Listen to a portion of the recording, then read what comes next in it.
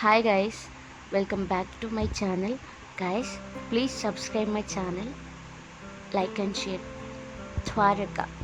Dwaraka, one of the best studied underwater sites in India, has recommended much attraction also because of site is considered as one of the four dhamas.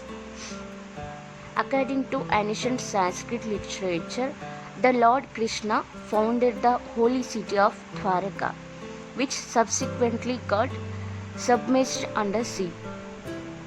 Marine archaeological exploration of Dwaraka have brought to light a large number of stone structures, which are semicircular, rectangular, and square in shape in water depth, ranging from intertidal zone to 36 meters.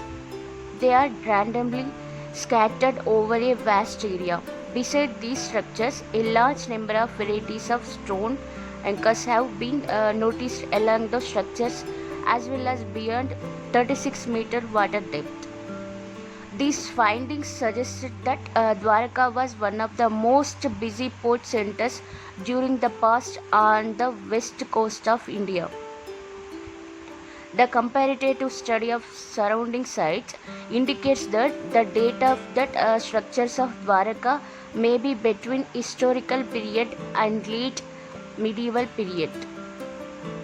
Mainstream scientists maintain that ancient Indian culture goes back some 4 to 5,000 years.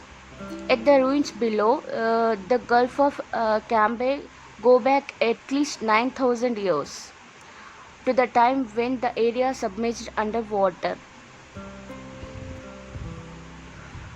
The story of Krishna, as told in the sacred scriptures, Srimad Bhagavatam, describes the sea that led to the construction of Dwaraka.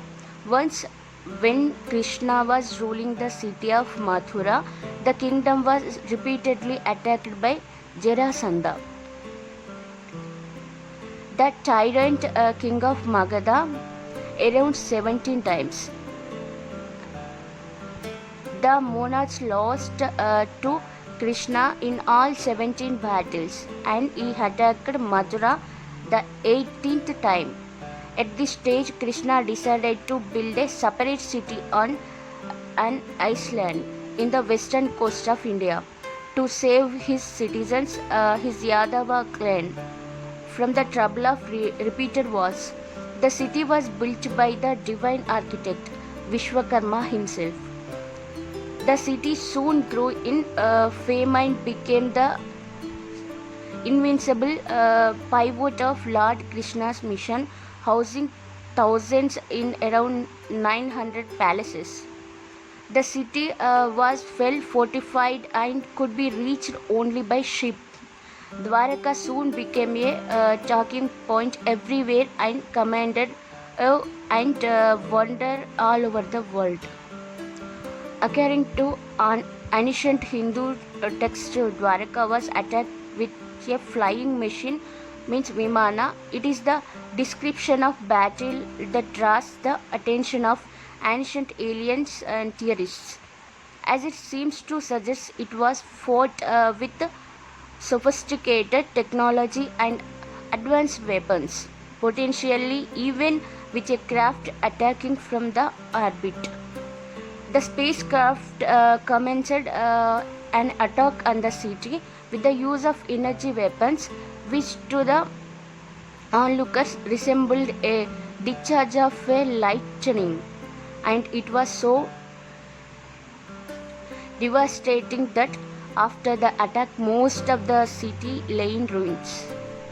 Lord Krishna counter-attacked and fired his weapons on the ship. They looked like arrows at they roared like a thunder and shone like rays of the sun when released.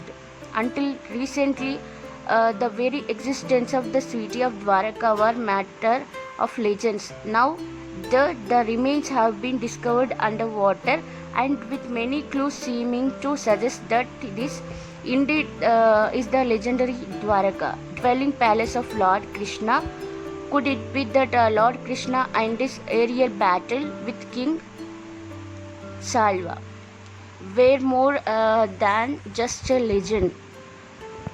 The implications of accepting of the archaeologists find a proof that the sunken cities, indeed the legendary Dwaraka, would be very significant for the understanding of what is the Mahabharata is.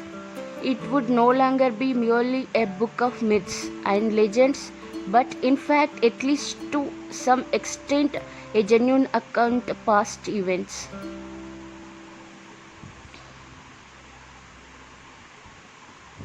Even if we don't know what is the cultural background of people is, if it does happen to be a city that is 9500 years old, that is older than the Sumerian civilization by several thousand years. It is older than the Egyptian, older than the Chinese, so it would radically affect our whole picture of the development of urban civilization on this planet.